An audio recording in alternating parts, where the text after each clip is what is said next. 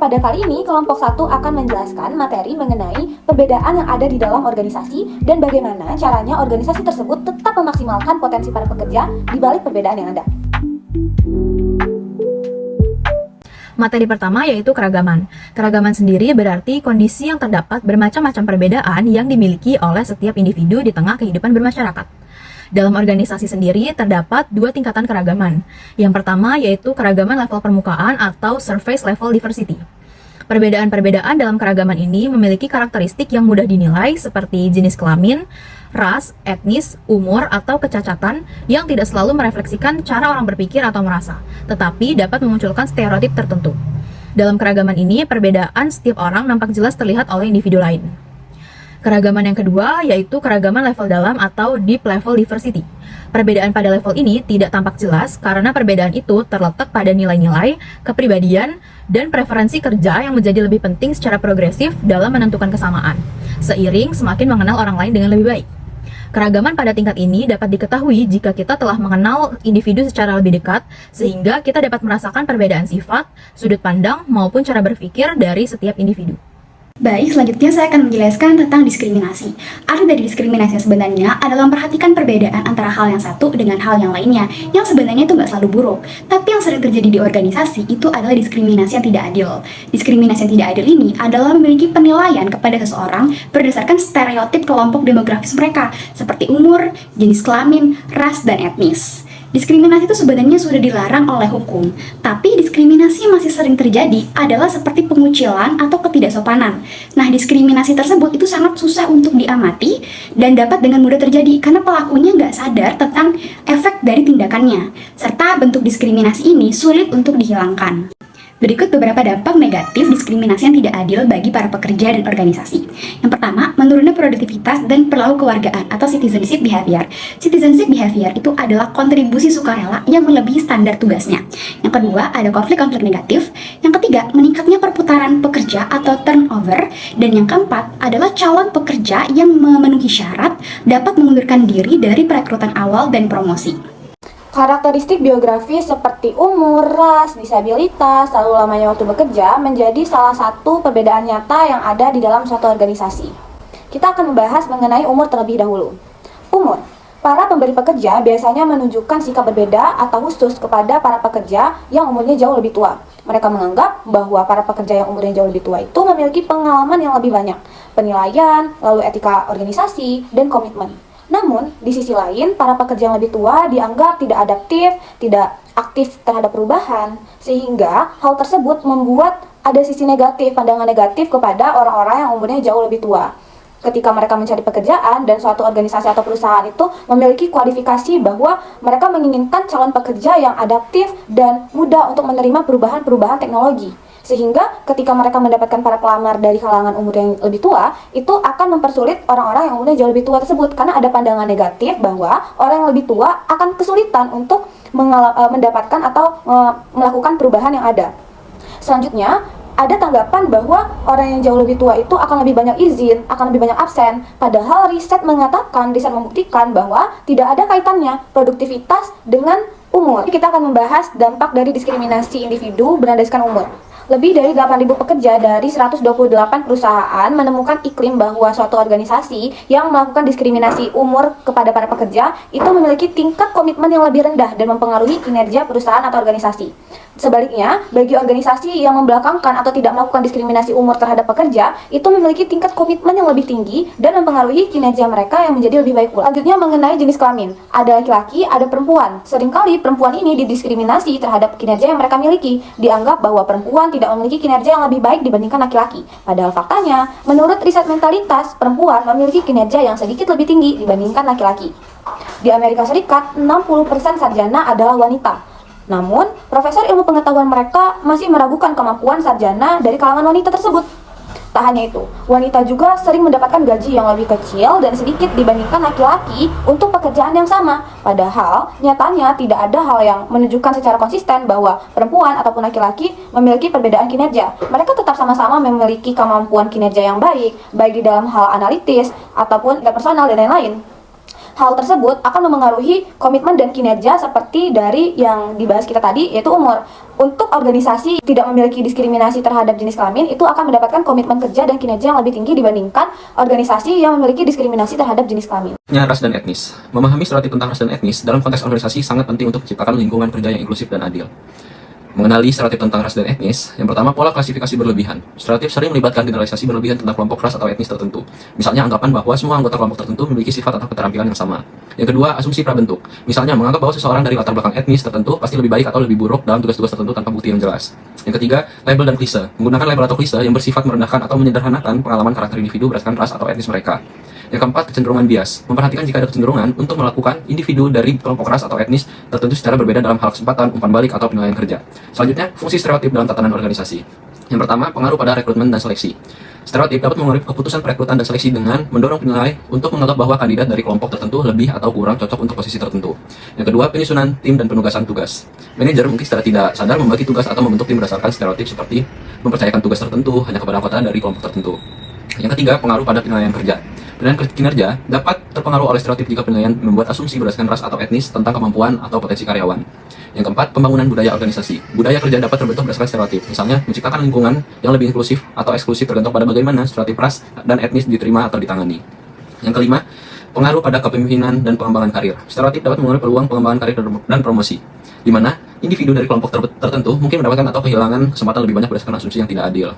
Dan selanjutnya, strategi untuk mengatasi stereotip dalam organisasi. Yang pertama itu ada pelatihan kesadaran bias, yang kedua kebijakan inklusi dan keberagaman, yang ketiga penilaian dan audit yang teratur, yang keempat fasilitasi diskusi terbuka, yang kelima membangun kepemimpinan yang responsif, yang keenam pendidikan dan kesadaran berkelanjutan. Selanjutnya, disabilitas. Stereotip tentang disabilitas dapat mempengaruhi berbagai aspek dalam tatanan organisasi, dari rekrutmen hingga interaksi sehari-hari di tempat kerja. Mengenali stereotip tentang disabilitas, yang pertama, generalisasi dan asumsi. Stereotip sering melibatkan generalisasi tentang orang dengan disabilitas, seperti asumsi bahwa mereka tidak mampu bekerja dengan baik, kurang produktif, atau bergantung pada orang lain. Yang kedua, klise dan stigma. Menggunakan istilah atau gagasan yang merendahkan, seperti menganggap semua orang dengan disabilitas adalah kita yang membutuhkan bantuan, atau memiliki pandangan bahwa mereka selalu membutuhkan perlakuan khusus. Yang ketiga, pola perilaku diskriminatif. Amati jika ada perilaku yang menunjukkan bias, seperti kurangnya kesempatan yang setara, atau perlakuan yang tidak adil berdasarkan asumsi tentang disabilitas seseorang. Yang keempat, faktor bias dalam penilaian. Penilaian kinerja atau potensi karyawan bisa dipengaruhi oleh stereotip jika penilai membuat asumsi tentang kemampuan seseorang berdasarkan disabilitas mereka. Selanjutnya, fungsi stereotip dalam tatanan organisasi. Pengaruh pada rekrutmen dan seleksi. Stereotip dapat mempengaruhi keputusan perekrutan di mana pelamar dengan disabilitas mungkin dianggap kurang sesuai untuk posisi tertentu, atau perekrut mungkin enggan untuk mempertimbangkan mereka karena asumsi negatif. Yang kedua, pengaruh pada pekerjaan dan tugas.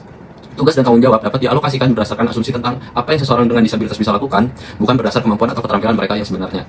Yang ketiga, penilaian kinerja dan promosi. Penilaian kinerja dapat dipengaruhi oleh stereotip, di mana individu dengan disabilitas mungkin dinilai kurang memadai atau tidak diberikan kesempatan untuk promosi yang sama seperti rekan-rekan mereka. Yang keempat, kepuasan dan kesejahteraan karyawan. Karyawan disabilitas mungkin merasa terpinggirkan atau tidak dihargai jika stereotip mempengaruhi cara mereka diperlakukan di tempat kerja, yang dapat mempengaruhi kepuasan kerja dan kesejahteraan mental mereka. Yang kelima, budaya kerja dan dinamika tim. Stereotip dapat membentuk budaya organisasi di mana ketidakpahaman atau prasangka terhadap disabilitas dapat menciptakan lingkungan yang kurang inklusif dan mendukung. Selanjutnya, strategi untuk mengatasi stereotip tentang disabilitas. Yang pertama itu ada kebijakan inklusi yang kuat, yang kedua pelatihan kesadaran bias, yang ketiga penyesuaian dan akomodasi, yang keempat peningkatan kesadaran dan pendidikan, yang kelima fasilitas diskusi terbuka, yang keenam evaluasi dan audit teratur, yang ketujuh promosi kepemimpinan inklusif. Karakteristik geografis lainnya seperti masa kerja, agama, orientasi seksual, identitas kelamin, dan identitas budaya memainkan peran penting dalam perilaku organisasi. Masa kerja mencerminkan pengalaman dan loyalitas, meski bisa menyebabkan resistensi terhadap perubahan. Agama mempengaruhi nilai dan etika individu, sehingga penghargaan terhadap keragaman agama dapat menciptakan lingkungan yang inklusif. Orientasi seksual dari identitas kelamin adalah bagian penting dari identitas pribadi, dan inklusi dalam aspek ini meningkatkan kepuasan serta produktivitas karyawan. Seperti itu, identitas budaya membawa nilai dan kebiasaan dari latar belakang individu yang jika dihargai dapat mendorong kreativitas dan kerjasama tim. Baik, saya di sini akan menjelaskan tentang kemampuan intelektual. Kemampuan intelektual adalah kemampuan yang dibutuhkan untuk melakukan aktivitas mental, berpikir, penalaran, dan memecahkan masalah. Orang-orang cerdas umumnya memperoleh lebih banyak uang dan memperoleh tingkat pendidikan yang lebih tinggi. Faktor-faktor asli yang mempengaruhi serta menguji kecerdasan intelektual atau IQ adalah kontroversial. Selanjutnya ada 7 dimensi yang paling sering disebut membentuk kemampuan intelektual. Yang pertama ada kecerdasan angka, adalah kemampuan untuk melakukan aritmatika yang cepat dan akurat. Yang kedua ada kompetensi verbal, adalah kemampuan kemampuan untuk memahami apa yang dibaca atau didengar dan hubungan antar kata. Yang ketiga ada kecepatan perseptual, adalah kemampuan untuk mengidentifikasikan kesamaan dan perbedaan visual secara cepat dan akurat.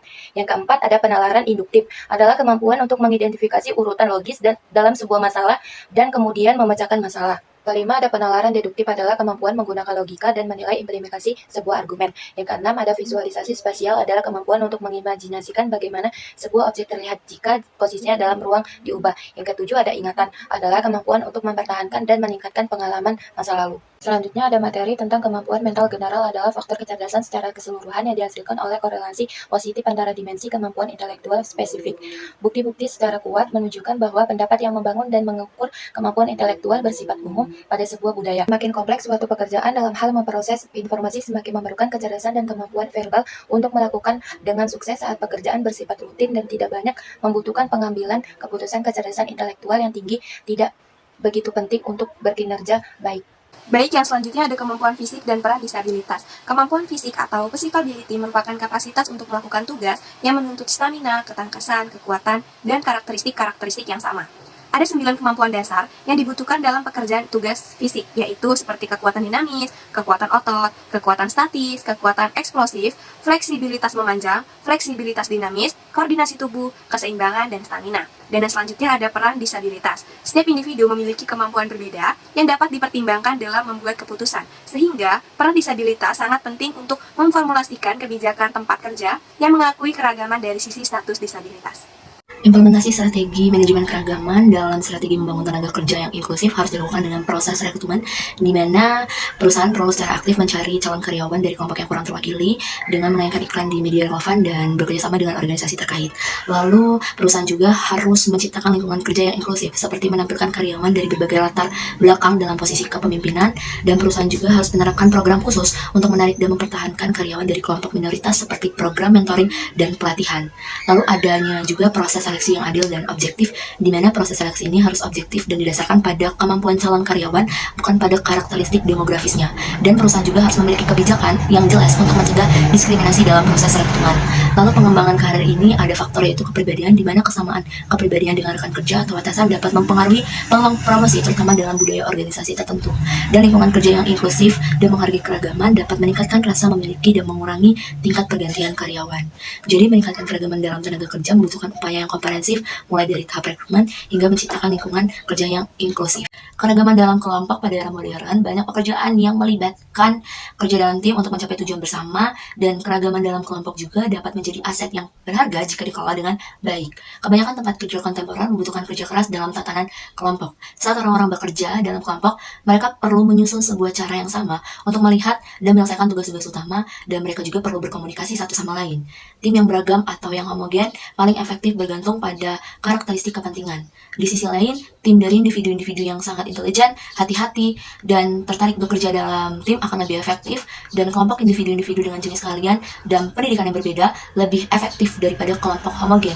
Sama halnya dengan sebuah kelompok yang dibentuk oleh orang-orang yang asertif, seluruhnya yang ingin memimpin, atau sebuah kelompok yang anggotanya lebih memilih untuk mengikuti pimpinan yang lain akan menjadi kurang efektif dibandingkan kelompok yang menggabungkan pemimpin dan pengikut. Tanpa memandang komposisi kelompok, dengan fokus pada tujuan bersama, membangun kepercayaan, dan mengembangkan kepemimpinan, serta tim yang beragam dapat mencapai kinerja yang unggul, sehingga perbedaan dalam kelompok juga dapat dimanfaatkan untuk mencapai kinerja yang superior.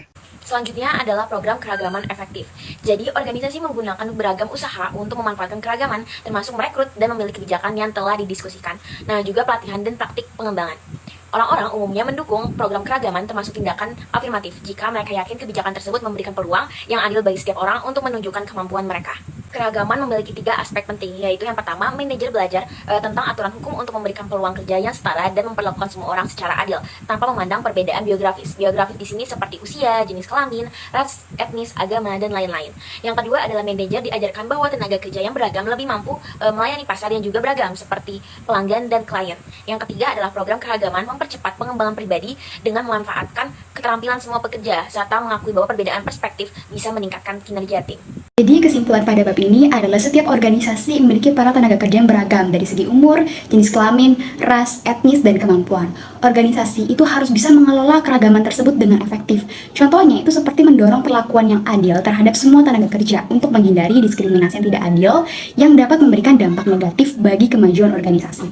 Pada dasarnya, keragaman itu dapat menciptakan lingkungan yang lebih baik karena memiliki berbagai sudut pandang yang dapat meningkatkan kepuasan pelanggan, sehingga tujuan organisasi tersebut dapat tercapai.